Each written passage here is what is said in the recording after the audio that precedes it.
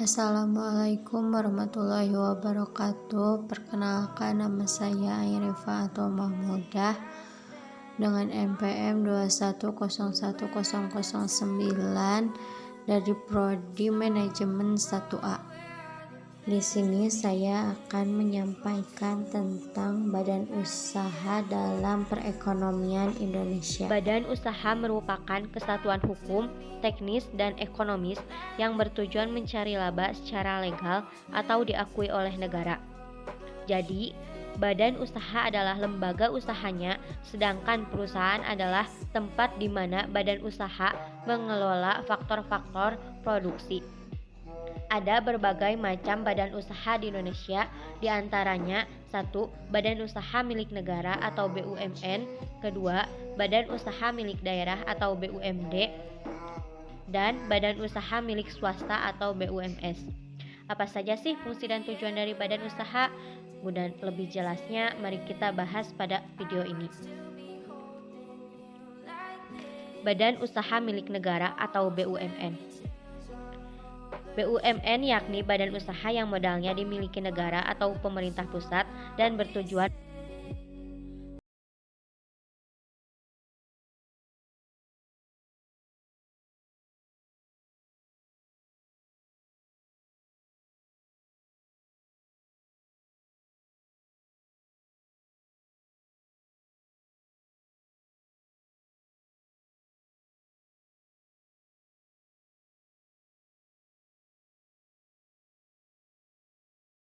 peran BUMN yaitu mampu menyerap tenaga kerja dan mengurangi tingkat pengangguran dan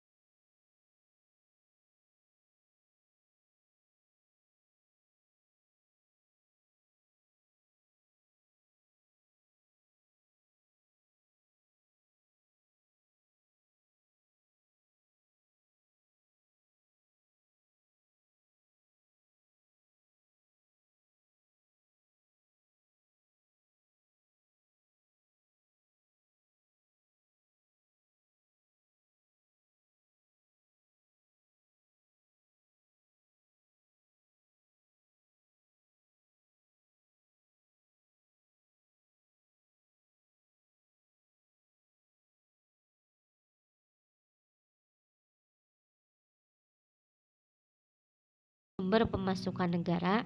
Yang ketiga, melayani kepentingan umum selain mencari keuntungan.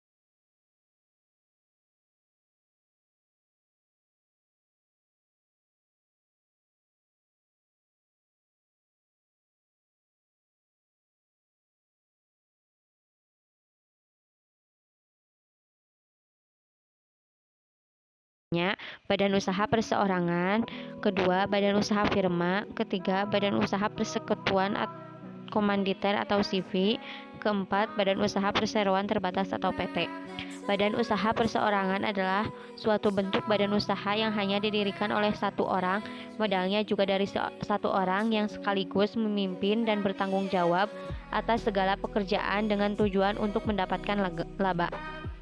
Sedangkan badan usaha firma adalah persekutuan dua orang atau lebih untuk mendirikan dan menjalankan suatu perusahaan di bawah nama bersama, dan masing-masing sekutu atau anggota memiliki tanggung jawab yang sama terhadap perusahaan. Untuk badan usaha persekutuan komanditer atau CV, yaitu suatu persekutuan yang didirikan oleh dua orang atau lebih, di mana persekutuan komanditer mengenal dua istilah, yaitu sekutu aktif dan sekutu pasif.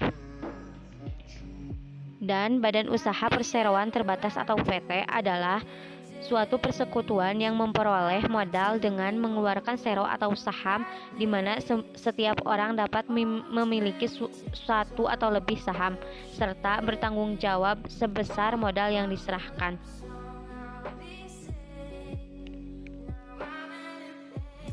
Kelebihan dan kekurangan BUMS yaitu: kelebihannya, cepat dalam pengambilan keputusan karena memiliki modal juga kadangkala menjadi pengelola.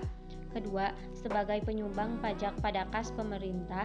Ketiga, memberi kontribusi dalam menaikkan produk domestik bruto atau PDB.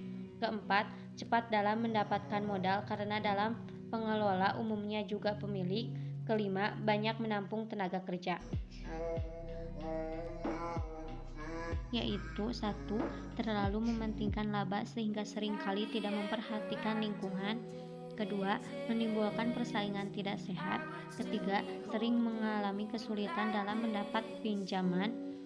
Keempat, mengalirnya devisa luar negeri.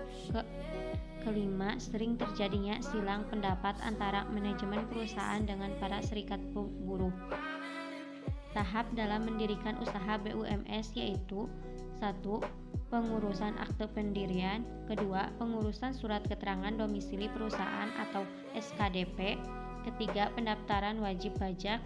Keempat, pendaftaran ke pengadilan negeri. Kelima, pengurusan surat izin usaha perdagangan atau SUIP. Keenam, pengurusan tanda daftar perusahaan atau TDP. Sekian dari saya. Wassalamualaikum warahmatullahi wabarakatuh.